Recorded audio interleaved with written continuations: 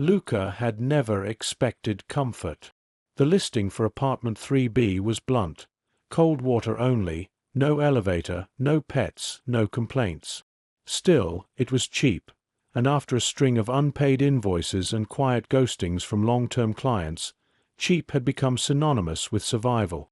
The building stood on the edge of a neglected industrial zone, the kind of area where no one bothered salting the icy sidewalks in winter, and the streetlights hummed like dying insects. Luca arrived on a grey January afternoon with 2 suitcases and a desktop monitor wrapped in a winter coat.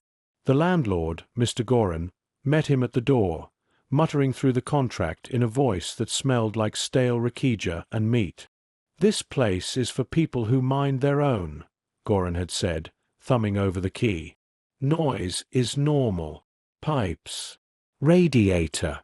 Neighbors with TV. You understand me?" Luca nodded. He didn't want trouble. He just wanted silence, isolation, and a place to meet deadlines. His freelance translation work had dried up since autumn. If he could get 3 more projects done from this run-down flat, he might dig himself out of overdraft. The silence came, but it wasn't the kind he'd hoped for. It started 3 nights in. At first, it was just tapping. Quiet. Rhythmic. From the bedroom wall, the one that connected to the apartment next door, though he'd yet to see anyone come or go.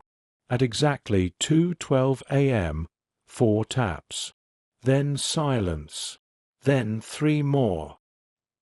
He sat upright in bed, the duvet clinging to his legs like ice. The radiator hissed intermittently, but this wasn't the usual metallic groaning of old heating. It was deliberate, like knuckles. He got up and placed his ear to the wall. Nothing. Just his own breath, short and sharp, fogging against the cold paint. The next night, it returned. Same time. 4 taps. Pause. Then a new pattern. 2 quick, 1 long. He stayed up, recording on his phone. The hallway light outside his door flickered like it was coughing. He heard a voice. Faint. Indistinct. A whisper, like someone speaking through cupped hands. He played the recording back. Static. Then something low, tonal. He boosted the volume in a sound editor. Replayed it. A child's voice, soft and strained. Downstairs. A wave of cold swept over him. He looked toward his door as if something might be waiting behind it. The following morning, Luca took his concerns to Mr. Gorin, who was leaning against the building's entry wall, chain-smoking through a dirty scarf. "There's something weird happening at night," Luca said. Gorin blew smoke through his nostrils. "Old buildings make sounds. You city kids think ghosts. It's rats. Pipes. Heating. Get a cat if you're nervous." "No, I recorded something." Gorin held up a hand. "Don't care. As long as rent comes, walls can sing songs." There were only 3 other tenants left in the building. One was an elderly woman who never left her unit except to fetch tap water from the courtyard spigot. Another, a middle-aged drunk, slept in what used to be the mailroom. Luca hadn't seen the third. That night, he stayed up late translating medical records from Croatian into French.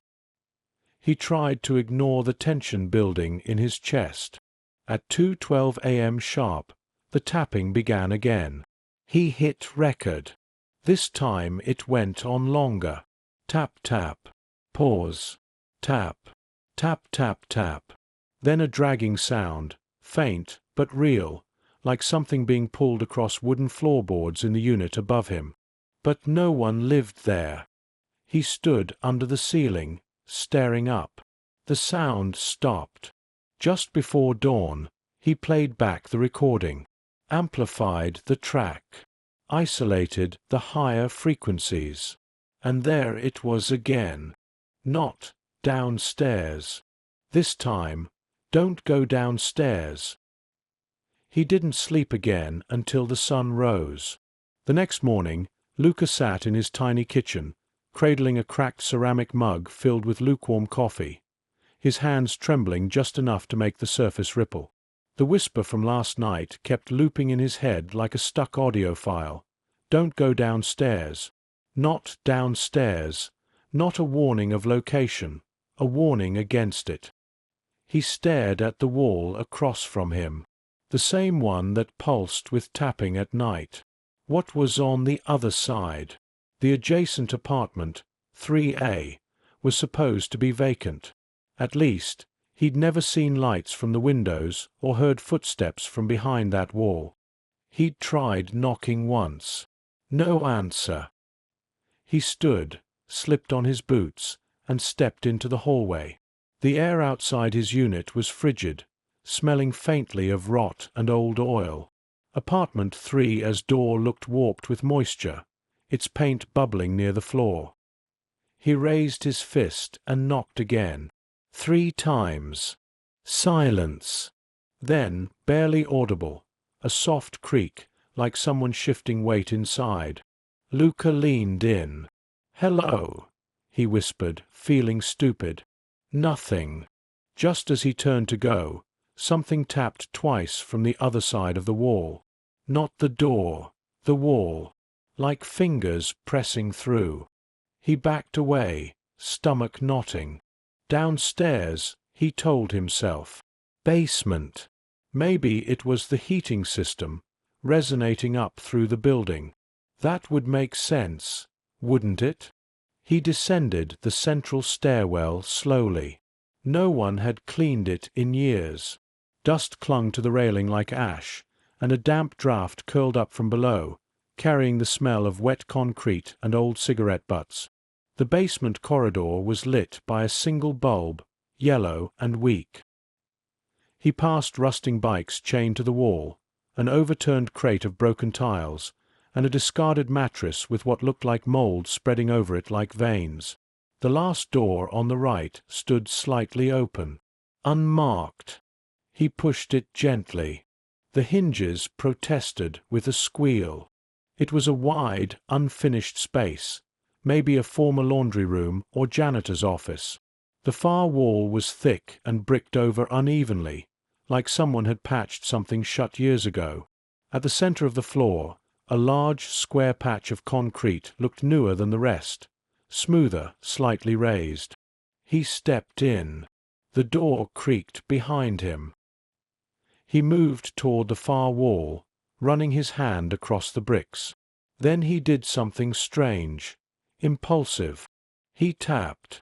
Once, twice, then 3 times, mimicking the patterns from his sleepless nights.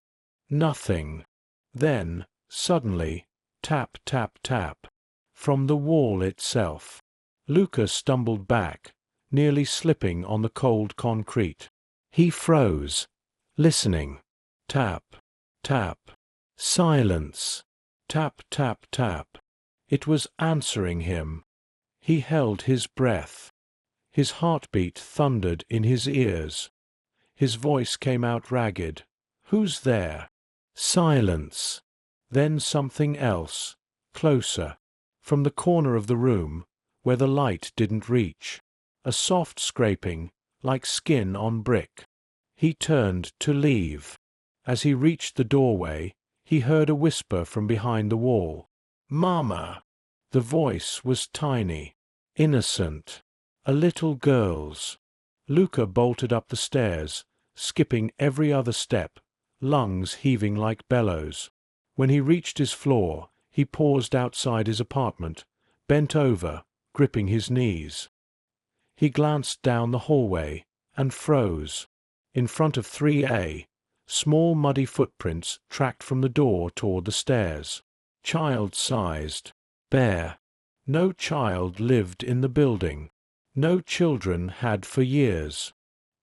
He fumbled with his key and locked the door behind him, heart hammering. The rest of the day passed in a kind of haze. He couldn't focus, couldn't work.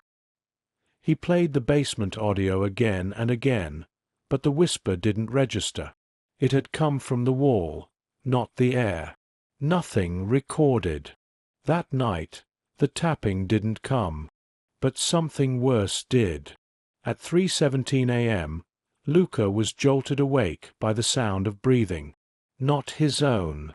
It came from the foot of his bed. He reached out, trembling, and turned on the lamp.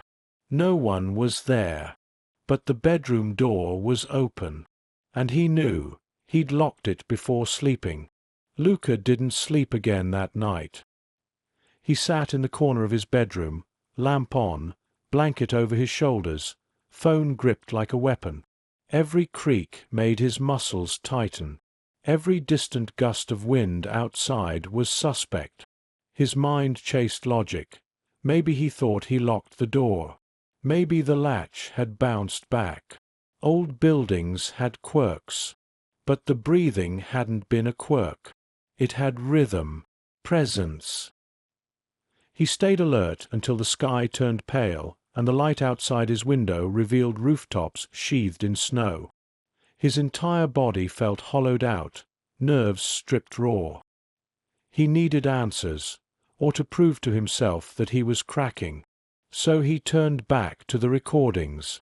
Over the past 4 nights, Luca had compiled hours of audio files.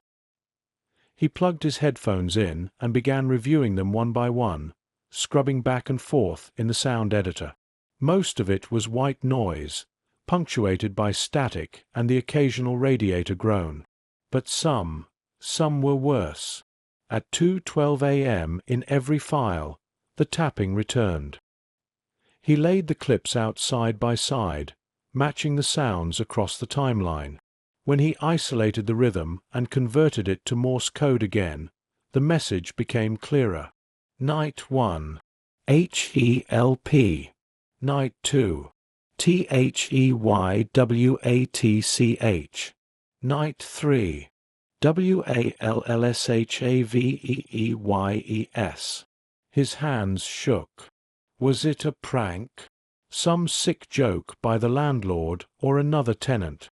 But how would anyone time it so perfectly, or know when he'd be recording? He called his sister, Nina, in Vienna. She was the closest thing he had to family left. "You sound awful," she said immediately. "Are you sick?" "I need your help," Luca said. "Do you remember that thing we did when we were kids, the voiceover stuff?" Nina paused. "Yeah, why?" "I need you to analyze some clips for me. Voice filters, pitch levels, anything unnatural. I think—" He hesitated. "I think someone's messing with me." "You're scaring me, Luca. I'll send you the files. Just tell me if anything stands out." After they hung up, Luca forced himself to eat toast and drink water. He hadn't left the apartment since the basement incident. His eyes felt sunken, his breath sour. At noon, his phone buzzed. Nina. Just listened to the clips. "Luca, this is not fake. The frequency patterns are human, but strange. There's a voice, very faint. It's a child's, but pitched weirdly, like it's being distorted through something thick. Wood or metal maybe. Definitely not coming through air normally. Luca, can you clean one up for me?" Nina. "Already working on it. Give me 30 minutes. Those 30 minutes dragged like molasses. Luca paced the kitchen, stared out the window at the empty street below, then checked the hallway for the footprints. Gone. Floor cleaned. Or covered up. When Nina sent the cleaned file, he hesitated before pressing play. It was clearer. Just a whisper, but with a slight echo, as if recorded inside a box or behind a wall. "Don't open the wall." Luca's skin prickled. He slammed his laptop shut and paced in tight circles. "What wall?" he muttered aloud. "What the hell is happening?" That evening, He opened a bottle of cheap red wine and drank 2 glasses too quickly. He kept the hallway light off, waited silently in his apartment, recorder running. If the pattern held, it would happen again. At exactly 2:12 a.m., the tapping started. But this time, it wasn't from the wall. It was from inside his apartment. 3 taps on the bathroom door. Then silence. Then 2 more. The handle jiggled. Luca held his breath. The bathroom door slowly creaked open, on its own. He grabbed the flashlight from the counter, heart hammering, and stepped forward. The bathroom was empty, but drawn into the condensation on the mirror, written with a finger, was a single word: below. Luca didn't move for a long time. He stood there in the bathroom doorway, staring at the word on the fogged mirror, below, while the light from his flashlight quivered slightly with his hand. His breath showed white in the air, though the radiator hissed like it was trying its best to warm the room. That word, simple and childlike in its scrawl, looked like it had been traced by a tiny finger. He reached out to wipe it away, but just before his hand touched the glass, the bathroom light above him blinked once, then died.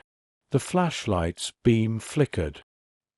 He backed out of the bathroom slowly, heart pounding so hard it made his neck hurt. He locked the door behind him, not that it would help, and returned to the kitchen, where he poured the last of the wine and downed it like cough syrup. The voice, the tapping, the whispers through the walls, the footprints. It had to mean something, something awful, and every clue pointed to the basement, the wall behind that bricked-over room, the patch of concrete, the one he'd felt vibrating beneath his feet. He sat at his table, staring at the salt-crusted window. Then, finally, he made a decision. He packed his recorder, a crowbar he found in the stairwell utility closet, and a flashlight. At 3:03 a.m., he descended once more into the basement, footsteps echoing on the concrete. The door was still ajar. It looked darker than before, like the light inside had given up. He stepped in, clicking on the flashlight. The beam bounced across the floor and landed on the square patch of concrete. The sound of dripping water came from somewhere behind the wall. He crossed the room and tapped again. This time, nothing responded. But that didn't stop him. He dropped to his knees and dragged the crowbar across the edge of the raised concrete. It gave slightly. Luca hesitated only a moment before jamming the crowbar in and pushing. The concrete cracked with a dull, wet sound. It wasn't solid all the way through. He chipped away, bit by bit, revealing something beneath, a metal grate. He froze. It looked like an old vent cover, sealed with rust and cement. He pried it loose and coughed at the smell that hit him. Rot. Earth. Mold. Underneath the grate was a narrow crawlspace, no taller than a child. There was a ladder bolted to the side. He leaned in, aiming the flashlight down. Dirt walls. Wooden planks. Darkness. And then movement. Just a shadow, far below. Then a whisper. This time, not a warning. Luca! He dropped the flashlight. It clattered on the ladder and landed with a thud in the soil, beam shining upward. He should have run. Should have sealed the hole back up, called the police, told Nina, anyone. But instead, slowly, almost like sleepwalking, Luca gripped the ladder and began to descend. The air turned thick and damp. The walls of the shaft were slick. The smell grew stronger. Somewhere in the dark, something scraped against stone. He reached the bottom and turned, picking up the flashlight. The beam caught something ahead. A child's shoe. Old. Dirty. Still laced. He took one step forward. Then another. The corridor opened into a small chamber, framed with crumbling brick and old support beams. In the center was a pile of rotted blankets.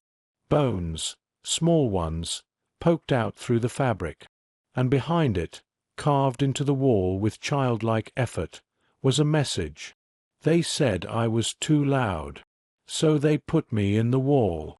Luca staggered back, bile rising in his throat.